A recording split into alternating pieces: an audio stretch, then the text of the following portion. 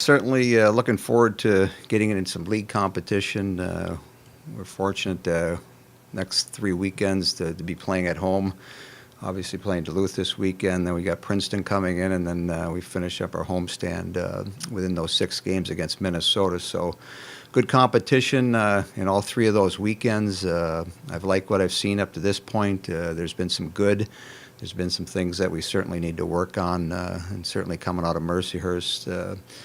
Was a good learning opportunity actually in both games, especially Saturday. We faced some adversity, faced some penalty kill situations early on in the season. So what ends up happening is it gives you tools, it gives you video, it gives you opportunity to come back, the early part of this week and work on some things, just try and strengthen up some areas. But certainly looking forward to Duluth, who ended up tying Minnesota in their second game. And so it'll be a good opponent. Hopefully it'll be a good atmosphere Saturday and Sunday.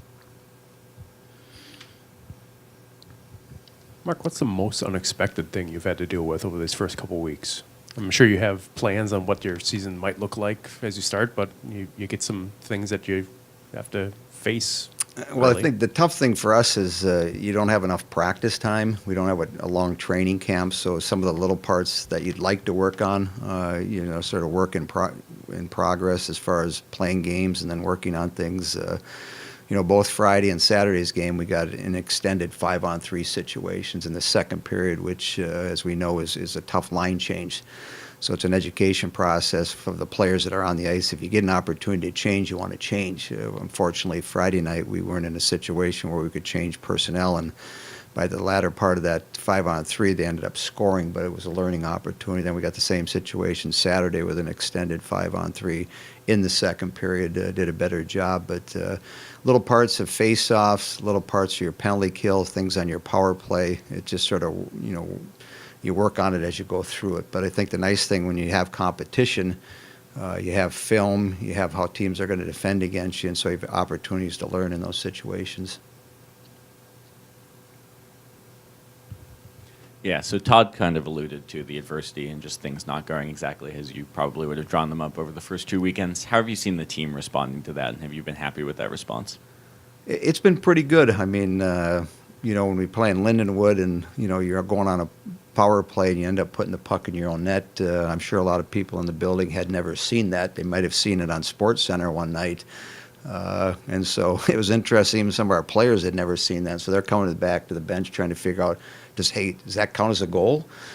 So it's like, to me, it's the response of what are you going to do with the next shift? And so, Saturday we're up 2-0 and they come down, they bank the puck off the end board, and our goaltender comes out, mishandles a little bit, and ends up putting it into an empty net. Things that you normally don't see in a normal game, happen. And so how do you respond to it? And so I think we've seen some things. We've seen some response from our team.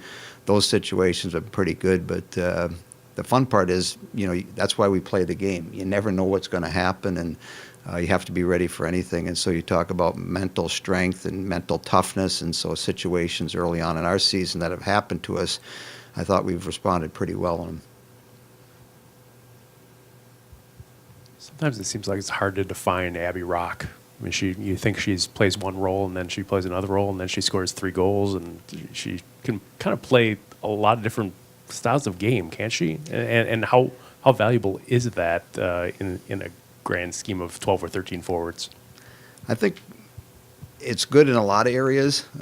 She's a tough player to defend. She's strong. She can be physical if it's that type of game. But you have to draw that line of, you have to play within the rules and play within the confines. So you don't want to take penalties in situations where just because I may be a little bit stronger than my opponent, I put myself in a situation where I take a penalty. And so I think with players of Abby's ability, and things that you talk with her about and things that you want to see her grow in, is that ability to be consistent every night, every shift. And so try not to take a shift off. You don't want to take a period off. I mean, if I'm watching the game or somebody else is watching the game, make sure they notice you in a positive way. And certainly Friday night, she scored some goals, especially on the power play that, helped us get a lead. And, Saturday got herself a couple penalties. And so you look from a coaching standpoint, you want to find that consistency and make sure you draw the line as far as how you want to play. With Kristen specifically, obviously, she got out to a really strong start last year, and this year there have been some bad bounces, at least on the score sheet. It hasn't been quite as good, and that can be, I think, hard for a goalie's confidence. How have you seen her, bouncing back from some of those unlucky bounces? Well, I know for sure she's going to work at things. She's got unbelievable habits, and her work is second to none as far as anybody I've seen come through our program. She's very focused. She wants to do well. She wants to grow. She wants to get better.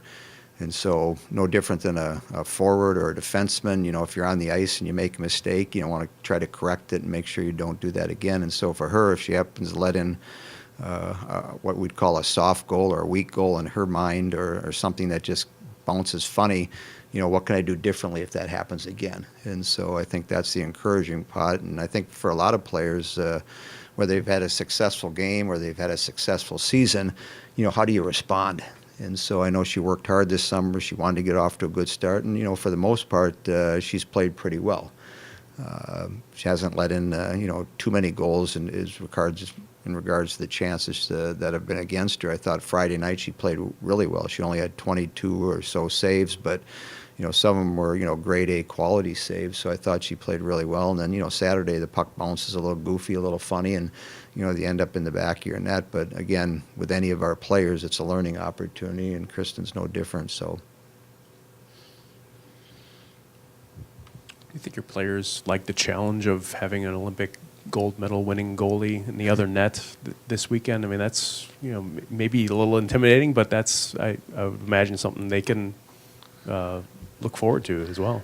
Well, I know one thing, she's pretty good at shootouts, and so she won a gold medal in a shootout and won Saturday night's game in a shootout. So, yeah, I mean, we've seen her before. I mean, she's played, a couple times against us, obviously, before going to the Olympics, and plays very well. And so, you try to create quality opportunities. You look for second and third chances, and hopefully you get, some of those situations early in the game and maybe capitalize on it. But, if you're on her team, you have a chance to win every night. So it'll be the challenge of trying to create opportunities and then try to get the puck behind her. But I think to answer your question, I think anytime, whether she's a goaltender, a defenseman, a forward, a former coach that has played in the Olympics and had a success like she did and her team did, it's fun to go against that.